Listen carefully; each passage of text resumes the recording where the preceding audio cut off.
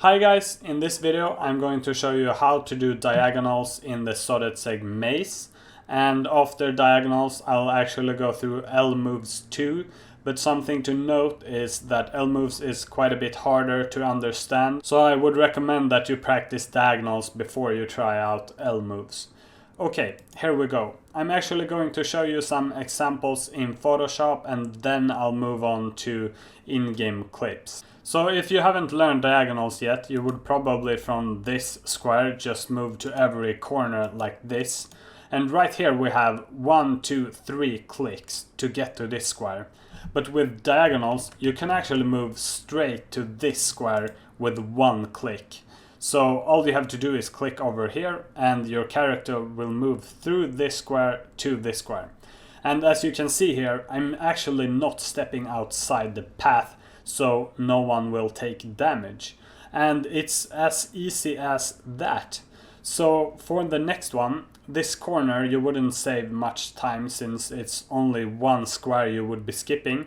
But it's actually useful is if you want to practice diagonals. You can just stop the square before the end like that and then click on this square to skip it. And once again, you're just moving through here and you're not actually standing on this square, so everyone should be okay. And from here, we can move up here. I don't need to step on that square. And here I can do, again, I can skip all the way up here and it will move through here.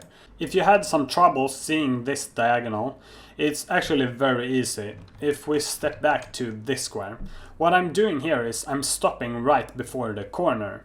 And you can just keep doing that. So I'm stopping before the corner and I'll do a cut through here. And then again, I'll stop before the corner and I'll do a cut through here. And then again, I'll stop before the corner and cut through here. So what I did there was basically I stopped at every single square in this diagonal. And it can be really useful when you're learning, but after a while you'll just see it. So right here I can click on this square and then do a diagonal straight through this one. So in this case, diagonals are absolutely amazing. And if you wanna, you can stop the video right now and try to figure out how you would do it, but I'll show the solution now. So what I will do here is just click 1, 2, and 3 times, and we are already done with the maze. So the first diagonal would just go straight through here. It's never leaving the path, and that means no one will take any damage. And for this last one, when you click there, it will go straight through this one like that. And yeah, that's it. Super useful. Okay, now I'm going to show you L moves, which can actually be better than diagonals in some cases. So what is an L move? I'll show you an example. It has to do with the way you path in RuneScape when you walk. So let's say I'm standing on this square. When I click on this square, it will move first straight like this and then turn. It will never start with a diagonal and then go straight. So when I click here, it will first move 1 straight move and then it'll actually do a diagonal here and it will skip over this one entirely like this. And so another example, if I click this square, it will not do a diagonal. It will first do the straight move and then the diagonal. So it moves like an L or the horse in chess. So that's it basically. I'll show you another example real quick. So if I click here, it will not move to this square at all. It will first move straight like that and then it will do the turn. And that's actually it. Now I will show you some examples where that can be really useful. Here we have an example and diagonals wouldn't help you too much. First, if you're standing on this square, you can only do like skip 1 small square here and you would have to click again there, and once again you can only skip 1 and then you would step to this square, and here you can't do a diagonal all the way up there because you would actually step on this square on the way and everyone will take damage. So you would have to step first there and then this square, and then this square, and then this square. So in this case, diagonals aren't as useful as these L moves. So with L moves, I can first click there, and then there, and it will not step outside these red lines. The reason is it moves like an L like that, so it will first take one straight step and then a diagonal like that.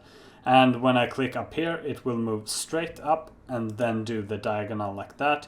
And same here, first one move straight and then the diagonal. So that saves you a lot of time.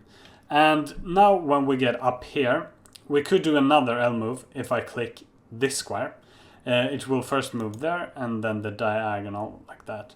But here you have to be careful. You cannot click this square because it will move first one step straight, so it will move to this square and then this square, and you would have everyone take damage on this one.